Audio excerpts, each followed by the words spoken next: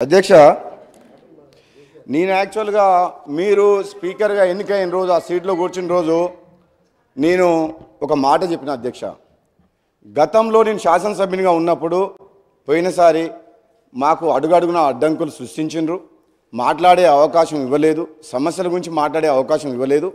కానీ నేను మన ప్రభుత్వం మీరు సహకరించి ప్రతిపక్ష సభ్యులకు సమయం ఇవ్వాలి, ప్రజాస్వామ్యాన్ని కాపాడే విధంగా వాళ్ళందరినీ కూడా వాళ్ళ గొంతు నొక్కేయొద్దని చెప్పి నేను మిమ్మల్ని అభ్యర్థించినా నేను సహకరిస్తానని కూడా చెప్పిన అధ్యక్ష. కానీ ఈరోజు మొదటి రోజు నుంచి వాళ్ళ ప్రవర్తన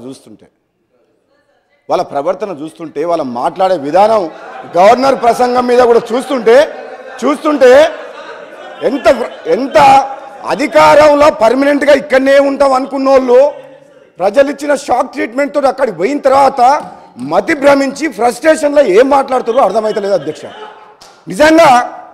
నిజంగా వాళ్ళు ఏమనుకున్నారు, ఈ తెలంగాణ రాజ్యానికి రాజు మీరందరు ప్రజలు, మీరు బానిసలు అనే ఒక భావనలో వాళ్ళు ఉన్నారు. కానీ ఈ ప్రజలు వీళ్ళు ఇన్ని పనులు గొప్ప పనులు చేసినామని చెప్పిన తర్వాత కూడా వీళ్ళ అహంకారమైన మాటలు చూసి బుద్ధి చెప్పాలని ఇక్కడ ఉన్న వాళ్ళని అక్కడికి పంపించారు అధ్యక్ష. ఇంకా కూడా బుద్ధి రాకుండా ఇష్టం వచ్చినట్టు నోటికి పార్టీలు మారినామని చెప్పి మా కోమటిరెడ్డి బ్రదర్స్ అంటున్నారు. మీ నాయకుడు కేసీఆర్ గారు ఏ పార్టీలో రాజకీయ జీవితం మొదలుపెట్టిండ్రు, ఆ తర్వాత కాంగ్రెస్ నుంచి టీడీపీకి ఎట్లా వచ్చిండ్రు, ఆ తర్వాత టీఆర్ఎస్ 3 పార్టీలు మారిన చరిత్ర మీ నాయకుంది. అది మర్చిపోవద్దు అధ్యక్ష. నేను ఎక్కువ మా డిప్యూటీ సీఎం గారు ఈ పవర్ పాయింట్ ప్రజెంటేషన్ శ్వేతపత్రం సంబంధించి కొన్ని విషయాలు చెప్పిండ్రు. దాంట్లో ఆ బుక్లో క్లారిటీగా ఉన్నాయి నెంబర్స్.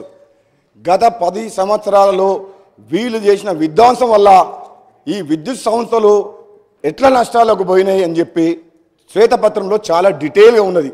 అందులో లోతుగా నేను పోను అధ్యక్ష. అదేవిధంగా ఈ మంత్రి గారు మాట్లాడిన మాటలు విన్న తర్వాత గౌరవ ముఖ్యమంత్రి గారు కూడా యాదాద్రి పవర్ ప్లాంట్ విషయంలో కానీ భద్రాద్రి పవర్ ప్లాంట్ విషయంలో